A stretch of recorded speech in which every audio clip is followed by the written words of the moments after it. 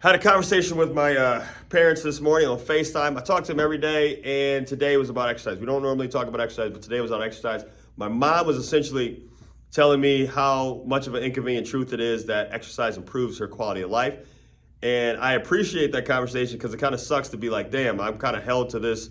It's like enlightenment. It's kind of a burden to be enlightened.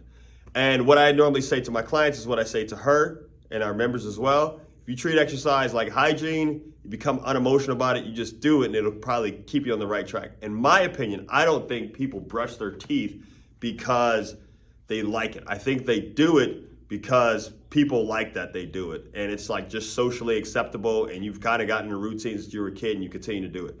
I feel like if you were to not brush your teeth, you would suffer less kickback as far as your health than not exercising.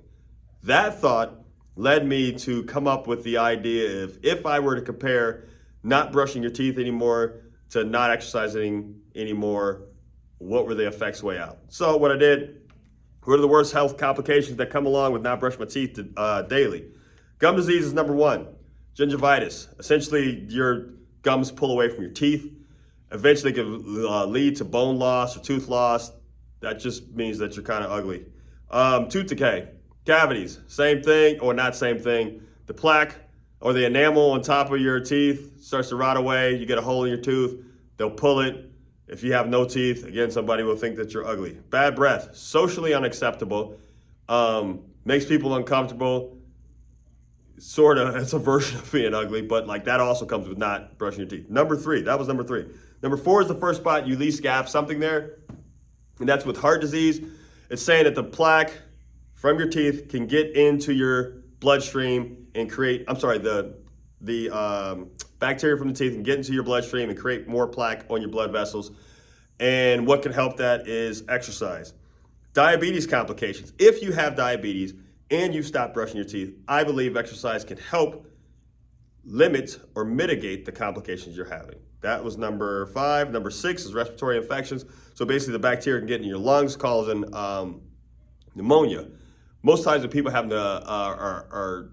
when they have complications of pneumonia and whatnot, their lungs aren't strong enough because an infection going on. If your lungs are strong enough, you won't be that affected. You will have pneumonia, but you won't kick the bucket over pneumonia. What can help lung strength? Exercise. That is number seven now. Pregnancy and birth complications. In some sort of way, it can put women at higher risk of premature birth and low birth weight. Actually, it's because of preeclampsia. So your blood pressure can get higher because you have more shit in your bloodstream. Fair. Let's say number seven stays. Bone loss in the jaw. That's just advanced gum disease. So that's being ugly because you stop brushing your teeth. Doesn't kill you though. Abscesses can cause infection if it goes untreated, can cause some other problems, but if you take some antibiotics, you'll be all right, and you'll live too. And digestive problems. The bacteria can get into your digestive tract and basically make your stomach hurt. Those are the top 10 things if you stop brushing your teeth. Now, if I contrast that with the top 10 causes of death in 2024 in America, number one is heart disease, the king, heart disease. Essentially, say if I just came out of some kind of heart surgery, they put a stent in. They put a stent in wherever, in my artery or major blood vessel or whatnot. It was sitting like this. They made it like this so more blood can get flowing through.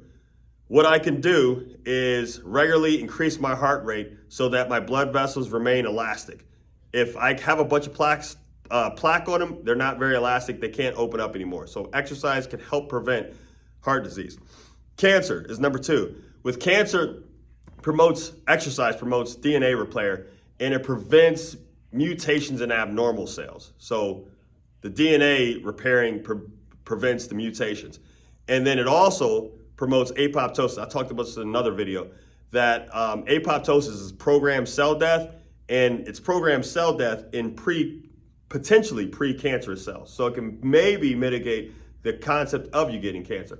And even if you do have cancer, if you have more muscle mass, it can prevent cachexia, which is wasting away, like your muscles wasting away, and you can die from that over time. So to withstand the treatment for cancer, if you have enough muscle mass. If you don't have much to begin with there, you may not survive the treatment from cancer. Exercise. Unintentional injuries is number 3. It's like getting hit by a car or something like that. Getting hit by a train, exercise can't help.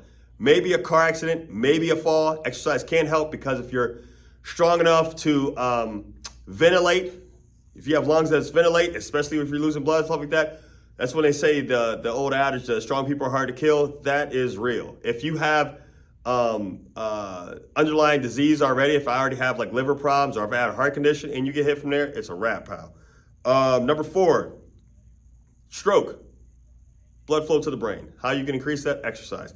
Number 5, chronic lower respiratory diseases. So that's COPD. If I exercise to improve my lung function, I can have better oxygen delivery. Alzheimer's disease, what they're calling that now is type 3 diabetes. So basically too much glucose that if it starts to eat away, I'm going to say this really badly, but if it's eating away at your brain cells because the glucose is too much there, if I could put that into more muscle cells, I won't have Alzheimer's. There's not much quality research with Alzheimer's, but that's what they're believing right now. Diabetes is number 7, type 1 and type 2. You can help mitigate that. So diabetes, basically, you got too much glucose in your bloodstream. If you have more muscle, and if you have something like insulin, or if you don't break your pancreas, you can assist the insulin bringing the glucose into your muscle cell. If you don't have much muscle, then it's just going to hang out in the blood, and that can be toxic over a while. Kidney disease sucks.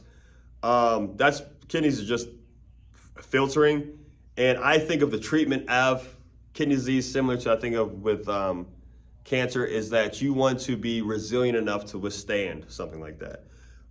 Chronic liver disease and cirrhosis, similar to, or I guess in my opinion, it plays a part with diabetes, is if you don't have enough muscle, glucose goes into the muscle, that makes glycogen.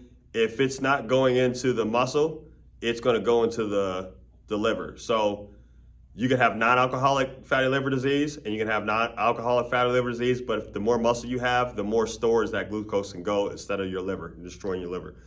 That was number 9. Number 10 is COVID-19. And if you can mitigate basically 1 through 9, you have a better chance of having less, symptoms from COVID-19, all right? With that, I want to say that I think everyone should brush their teeth regularly. I think everyone should exercise regularly. When I say regularly, I'm saying even like 4 to 6 times a week. This was just a video to prove the point that I think exercising regularly is, the benefits outweigh brushing your teeth, even though brushing your teeth is way more socially acceptable. That's all.